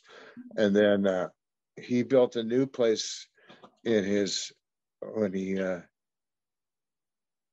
he moved to not after he had Jackie Stewart's old place. He had that during his marriage, and then he moved into a different place, and he built another railroad there. That's so cool. But then he had to tear it out and make room for his Alamo stuff. So yeah, that is an amazing story. A lot of people don't know he's a drummer. People don't know that he's probably, or at least was. What's his English Pratt doing with Alamo stuff? Yeah, it's amazing. That's an amazing thing. And he wrote a book about that, and he's a subject matter expert. It's very, very interesting stuff. The book? Yeah. Did you read it? A little bit of it. I haven't got it. Yeah, it's a lot of information. I started to read it, and it was pretty interesting, actually. But it's big and heavy and a lot. So yeah, someday I'll finish it. I always say that, and I never do, though. Is it a picture book? It's has photos of the different artifacts, but lots of stories about it. Yeah, he had all these display cases made over his home in Switzerland, and Santa Anna's snuff box and all this stuff. It was really, really cool, and somebody's saber, really cool stuff. But how did he wind up doing it? That's another thing. I know, it's amazing. There, apparently he loved the movie Davy Crockett, and I've told this story now twice in my interviews. But when he was 6, he did a performance in a talent show, and he was singing the song Davy Crockett, and he had a little cowboy suit on, and he turned and stopped the orchestra. There was live music, and he told them they were singing in the wrong key as a 6-year-old. Which yeah, it's a great story. His sister actually tells the story, and it's just great. It shows his, his musical gift, his ability, even at age 6, which is fantastic.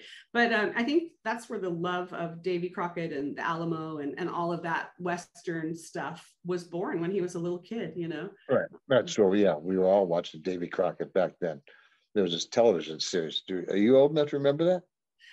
I was born in '69, so probably not. Yeah, no, I don't remember. There was a Davy Crockett TV series with Fess Parker was Davy Crockett. Or was that Daniel Boone? No, Daniel Boone. Yeah, there was another one. There was a couple.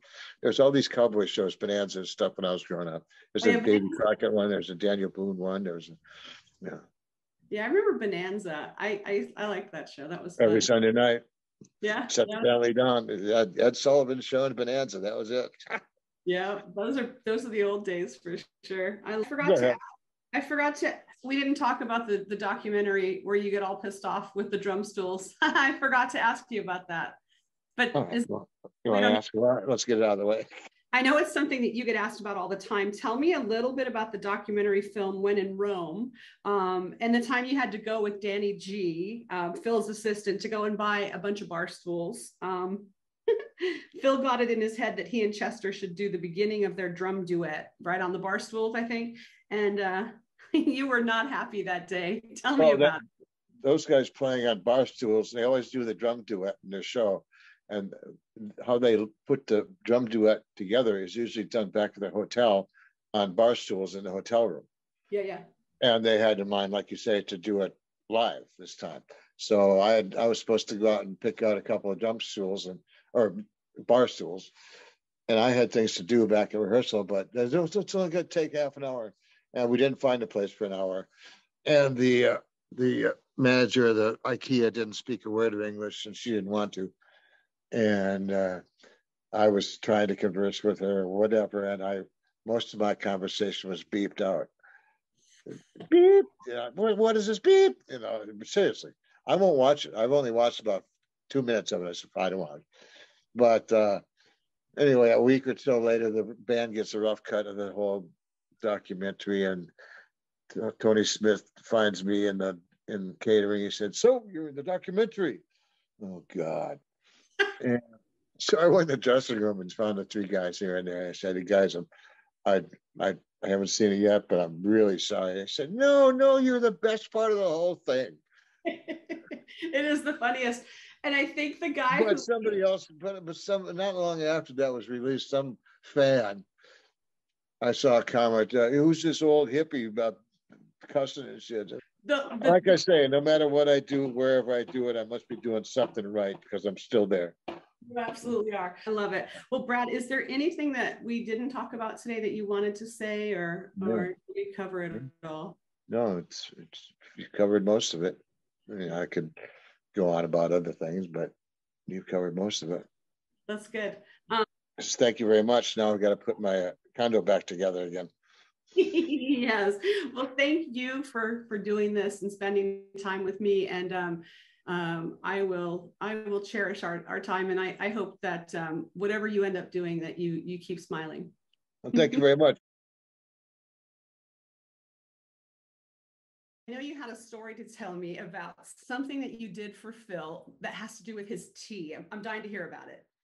Well, when I joined the family in 1990, Phil was getting a special tea made for him by Louie, the trombone player. And it was full of all kinds of weird herbs and stuff. And then Louis left, and it fell upon me to make the tea. So I made it up. So I buy it. You want that recipe? This is for if you want to make a picture of the stuff, which I did. You take a good handful of red clover blossoms, dried, and then a good sized pinch of peppermint leaves, dried, and half a lemon, half a squeeze bottle of honey, and about 5 to 10 slices of ginger, and 2 pinches of cayenne pepper. Oh yeah, I had crew people coming up to me and asking for a cup of the tea because it cured the common cold. It's really good, healthy. And would it be hot tea, Brad? Hot? Yeah. Oh, that's it wasn't always my favorite thing to do. Like with the solo tours, I usually had 2 sets of drums and set of percussion, and the last thing I had to do was make the tea. So I didn't usually get to eat supper as such. I was, doing something or other. But then the Genesis camp comes along, and that's just 1 drum set, so I was happy. Genesis. I had time. That's so neat. And was the tea? Did he enjoy it because it helped keep his voice in shape? And yeah, there were a couple shows where I'd be over in the stage, the wing, and he would give me this sign like time out, but it meant tea. So I'd bring up a cup of tea out for him, and he'd get to the show. But I could tell when I heard his voice, he doesn't sound well. I start pouring. Get ready. That's so cool. And he also had these little. He also was fond of these little breathers, pastilles, lozenges, black currant, yeah, and it's also for his throat. But he had to have a little tin of those down by his front station on the stage, and another tin back by his drum set. So when he went to play drums, he could just snatch one and pop it in his mouth and carry on. Okay, that would keep the throat moist, yeah. Yeah. Wow. Just keep everything smooth and gone.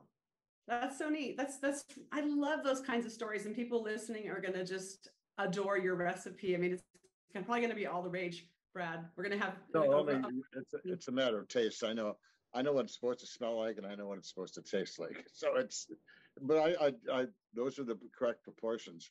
Just a good handful, and then a few fingers, and like that. Did it taste good? Oh yeah, it tastes. When I put all this stuff in a pitcher, and it looks like a pitcher full of swamp water, just with all these herbs floating around in there. It's brown, But then I strain it into a thermos and it's all nice. And oh, it was real good. Yeah. Oh, fun. I have to make some. Yeah. I'll do like a little video making I don't get a cold much, but it's really good for you when you have a cold because almost everything in there is good for immunity. And the lemon and the cayenne theoretically were in there to take the phlegm out of your throat, and the rest of it was to heal your throat. That's so cool. Seemed to work. That's so. And Louis is the one who came up with it. Well, he came up with his own. It was a more exotic. I'm looking at the what? Oh, he didn't explain it to me. He was just gone the next tour, and well, you got to make the tea. So, so I just made it up, and it turned out really good. And I made it. He hasn't been drinking it as of late, or the candies he hasn't taken. So, but I had to make it every night, and I had to bring some with me when we did a one-off gig somewhere here or there. Yeah. Make sure you had it. That was cool. That's fun. It's neat to know that was part of your job too. Well, Brad, what else do we have do you have any nuggets of wisdom or? Well, Phil's an artist of sorts. He did a couple of drawings of me, and it's nothing you're going to write home to mom about, but other than it's done by Phil Collins. There's a little picture of me and then a little box of Kleenex and a picture that says Munch's swamp juice. That was the tea. That's cool. And I've also got his translations. In every city we used to play overseas, he'd sit down with somebody and he'd write down phonetically what he wanted to say in Portuguese or Italian or Norwegian or whatever. So I've still got all those too. And what else I do? That's just been little bits and bobs along the way. He brought his dog Jack Russell Terrier, out in the road for a couple of times, and Jack would go out on stage during the song "Wear My Hat" and run around up the ramps and everything, and do a couple laps. And then he figured it out and didn't care for it anymore. So he put him up there. I don't want to do that. Yeah. Did he have a little hat on? I can't remember if we did or not. We had a hat for him, a little hat. I think it was a little Mexican hat. So I wish there's probably footage of it someplace, but I've never seen it. I recall that in the rehearsal for that, there's a video that was done, and Phil talks about he wants to have Jack do it, but then I never saw him actually on stage, during a performance. So maybe there's this video. I'll have to look. Jack only did it about 2 or 3 times, and that's when he got sick of it and didn't want to run around it anymore. He tried going and attacking on that one. He wasn't having it. You weren't the one that had to take him out, were you? No. I was just in charge of the cat. The cat became kind of a good luck charm, and Phil noticed, where's the cat? It had to be there. So I made sure.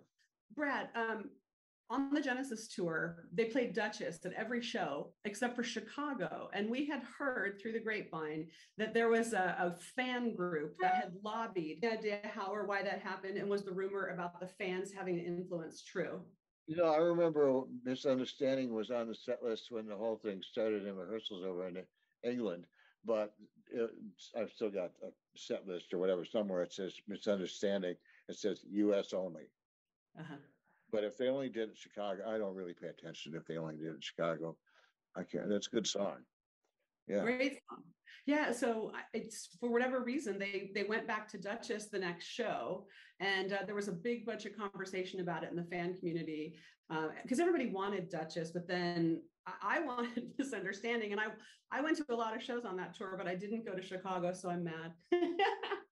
But Duchess, in fact, it goes on and on from where I was sitting. I couldn't differentiate where they were in the song.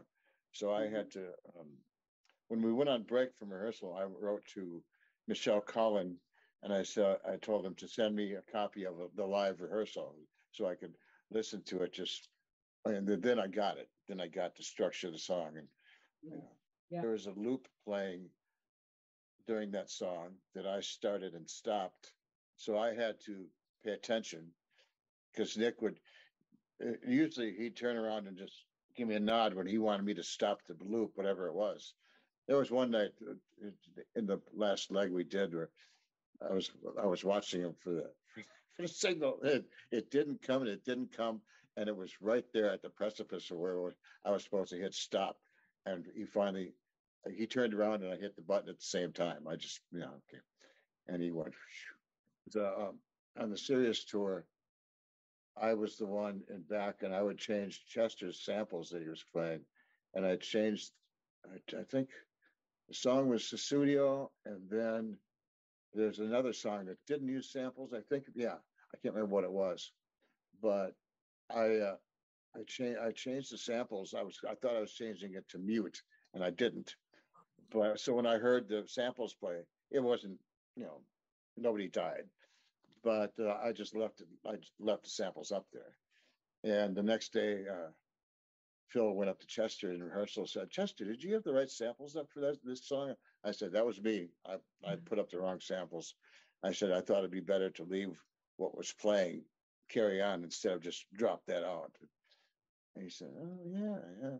I said, "Do you want me to leave that in there?" No. Right. Well, I can usually hear it, just without the headphones in. And if Mike plays something weird, or if anybody does something weird, we can. You'd know it because you're so used to hearing it. Yeah. Yeah. You know what I thought was really fun when you talked about Mike is, of course, back in the day when they would do their heads together during I Know What I Like, and they would put their heads down. And then I think for at least a few shows, they kind of recreated it on this tour a little bit. Mike would lean down toward Phil. That was really fun. Yeah. I don't know if you know. There's a lot of things that have changed over the years. It's odd to watch the old videos. Somebody shared a clip last night for Three Sides Live, and it was the end of a song called Dodo from Genesis, and he was singing the end of it. And he had a drumstick in his hand. He was singing, and he went and started beating on Chester's cymbals, and then he ran over and was playing sword play with Mike, and then went back and started conducting the band with this one drumstick at the end of the song, in a 20-minute or 20-second time span. That's who he was, running around like a madman, When he was fit and younger, like we all were, I can still spot him doing little hand signals or doing this or that. Just, a headbutt. Who said I would? He would do that all the time, right? The fake headbutt. Yeah, he used the headbutt thing quite a bit. Yeah, all the time. It was funny. I always thought it was a weird thing to do. I'm like, why does he do that? It's that old English schoolboy thing. He's not an English schoolboy. Mike and Tony are proper English schoolboys. Yeah. And Phil's more the rounder, he's more the. Right, he was more the kind of every guy. Yeah. I always heard that Mike was very difficult to understand. He says that he mumbled. Even his wife sometimes doesn't understand him, which I thought was pretty funny. Yeah, they were doing something out at the farm once, and we were sitting. They left. I think they were just talking about the upcoming tour or something, and they left. And then Mike came right back in and then poked his head in the door and says, "Is my hat in here?" And I still say that when we're on the road to certain people who were there, like Pud was there and Jeff Collingham was there. I think, "Is my hat in here?" It's the proper English schoolboy, accent. Lovely accent, yeah, which is great. And Tony's got a great sense of humor too. He's funny when you sit down and talk with him. Oh, I bet. He's so interesting and funny. And then, of course, when he's on stage, he has that very serious persona. But I suspect he's a lot of fun in real life. Yeah, it's good when he laughs. When somebody gets him laughing or he says something. And over the years, I've seen him. I've known him for 32 years too. Right. Yeah. All those guys. Yeah, that's what I'll be missing, and all these. I miss traveling already. I miss my friends, and I'm just coming to the realization that I probably won't see all this stuff again. But I've traveled, I've been to Europe countless times. I've seen pretty much everything there is to see. You haven't all the tours, yeah? But I had favorite restaurants over there and people, truck drivers and this person, that person. Now, unless I decide to go on tour again, I don't think so. You never know, Brad. You're in good health and you look Well, good. if I can get my knee right, my other knee, then I can easily do it because it keeps me fit going out the road. Otherwise, yeah. But I'm right now. I just said last week. I said just getting together to play a little bit with some friends from down in my hometown. He just built a new studio, and so we're just. I told him, now we're not starting a band. This is just so I can play. Yeah. Okay. That's cool. So I said, if something really worthwhile comes along, then I'll be ready to do it. I hope you do. We've come to the end of our interview, and the question I ask everybody is, what do you think Phil's most significant contribution to music is as a solo artist?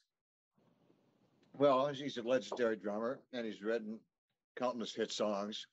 And like we know, he's one of 3 people in the world that have sold over 200 million records by themselves and in a band. Then there's Paul McCartney and Michael, what's his name, and Phil. And so that's pretty big accomplishment. I don't think the Go-Go's did that, but he should be in the Hall of Fame. Phil should be in there. He's already in there for Genesis, though, isn't he? Yeah, he is.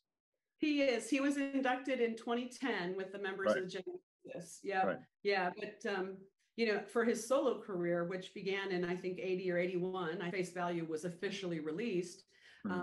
That body of work hasn't been recognized, and I think it's really an oversight. And I think a lot of it's very political. I think sometimes if you're very popular, people don't think you're good, which I think that's the whole thing.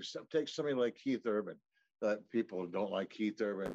Well, I think the whole goal of buying a guitar is to play guitar, get in a band, get famous, marry a movie star, make tons of money, and he's done it all. And people, he's sold out. He's done this and that.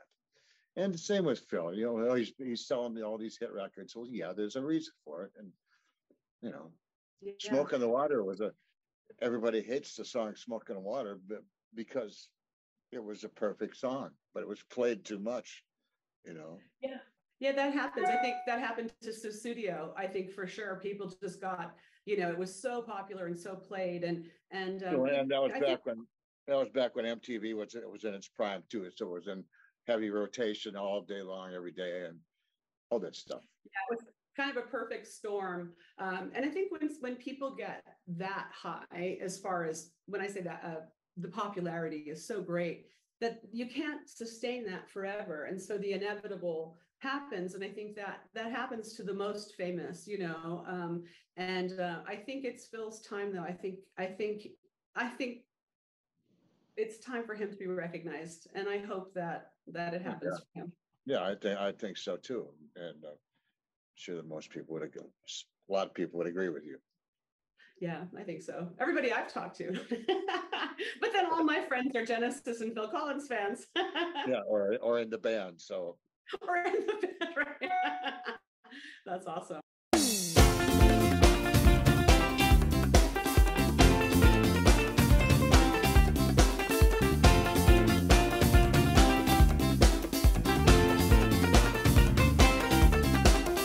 Well, she came looking for me with her